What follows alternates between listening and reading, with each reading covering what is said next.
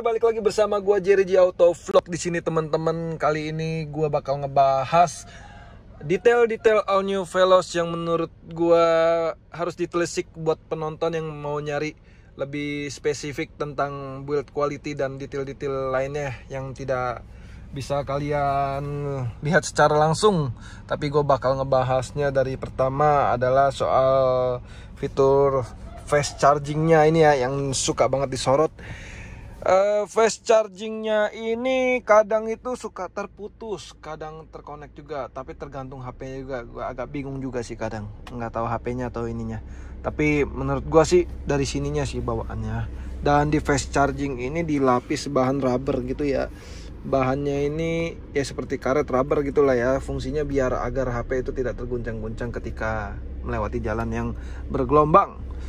Dan detail berikutnya adalah tentang ini soft padnya atau soft touch-nya di bagian sini. Sebenarnya gue kurang setuju sih dibilang soft touch, karena di sini cuman panel yang plastik dilapisin sama kulit yang nggak begitu tebel juga. Harusnya dilapis lagi dengan busa-busa yang empuk itu loh, yang tau lah kalau pernah megang guling. Nah seperti itu sebenarnya soft pad yang bagus. Cuma ya sudahlah ya, yang penting dilapis kulit dengan jahitan asli ya. Buat kalian yang para pecinta benang palsu ya, sedikit nyengir lah melihat adanya ini. Tuh detail-detail jahitannya. Dan berlanjut ke bagian di sininya juga ada sebagian sentuhan soft touch gitu, tapi nggak soft amat, karena ya sebenarnya kalian lihat nih tipis. Tapi ada for information juga buat kalian yang bingung dengan expander juga gue udah pegang, bahannya tuh sama kayak gini, tipis. Kalau buat yang tebel itu menurut gue di Wuling sih, di Wuling Almas itu bener-bener soft banget. Di sini dipegang bener-bener ada soft panelnya gitulah. Ini tuh cuma dilapis kulit doang sama busa tipis.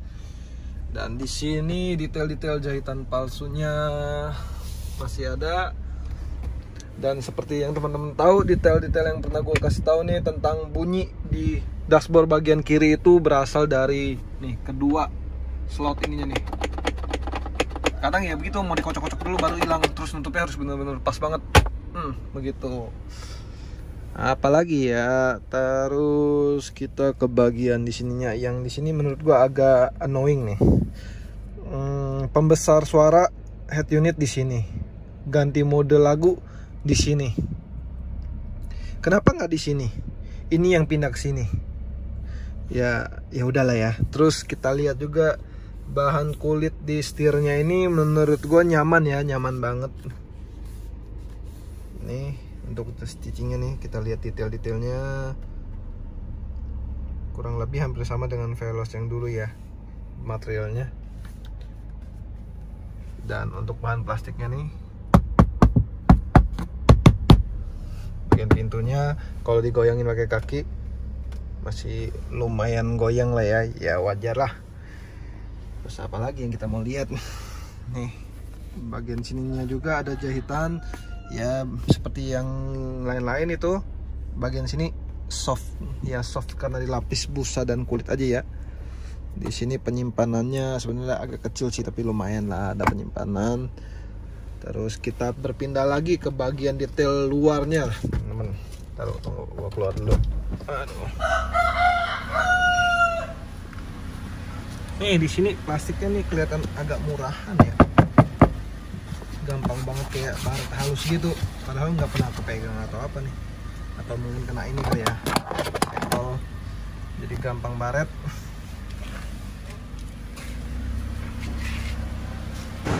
Kalau untuk soal fitur keselamatan ini bukan gimmick teman-teman, udah pasti bagus lah. Lupa, nah ini kalau kuncinya kekantongin lupa taruh dalam dia bunyi teman-teman. Nah terus misalkan kalau kuncinya di dalam, terus kita udah matiin mesin, kita mau kunci nggak bisa teman-teman. Jadi dia tahu kalau kunci itu ada di dalam. Woi ambil woi, nah gitu. Yang agak annoying lagi di bagian di sini nih, sambungan sini yang menurut gua tuh agak nggak rapi nih. Kalau dilihat dari begini nih tuh kayak ada cekakan begini, kurang pas. Terus oh ya nih di bagian tutup bensin. Tutup bensin. Kita buka. Nah, jadi ini modelnya tuh bisa goyang gini nih teman-teman tuh. Goyang gini. Ini kalau agak kenceng lagi goyang lepas nih teman-teman.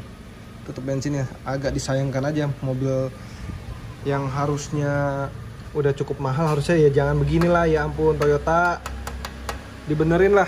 Nih goyang nih, sampai sekarang masih belum ada solusi. Terus apa lagi nih, sama di bagian sininya juga malah lebih parah, kelihatan nggak rapi gitu tuh.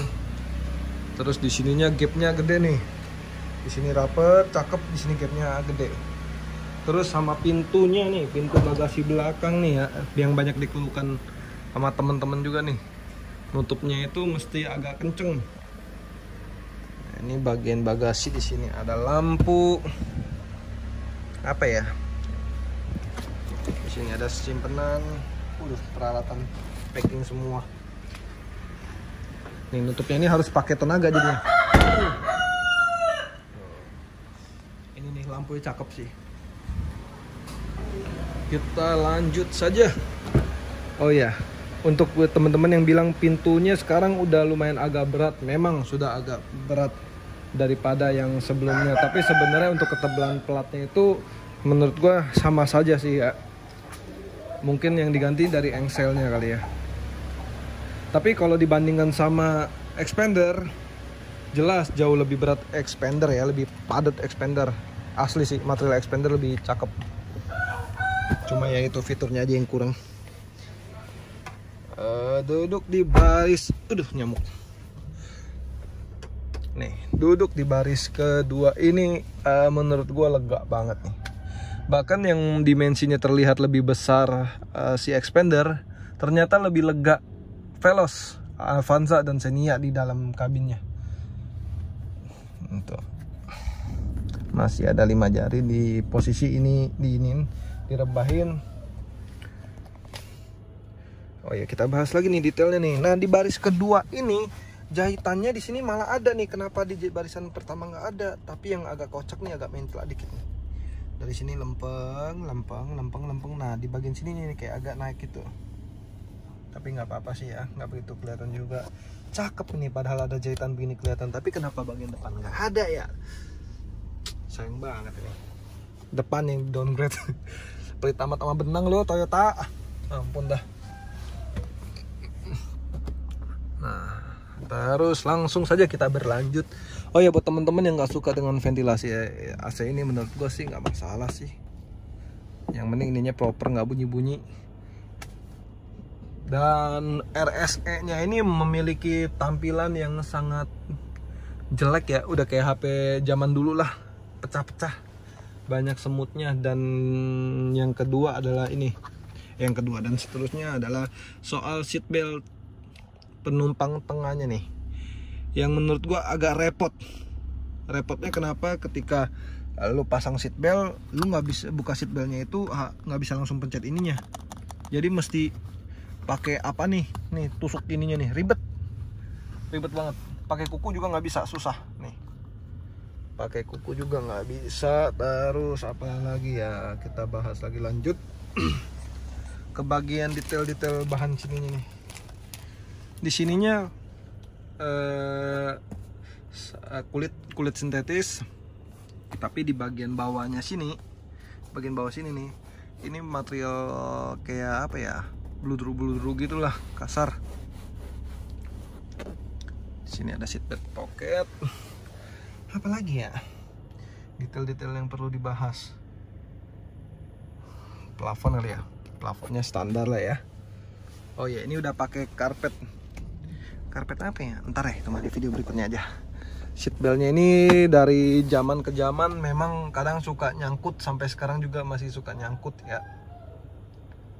Oke, kayaknya gitu aja teman-teman. Buat teman-teman yang sudah nonton video ini, jangan lupa klik tombol subscribe, karena tekan tombol subscribe itu tidak bikin tangan Anda pegal, tidak bikin Anda capek, tidak bikin Anda bokeh juga.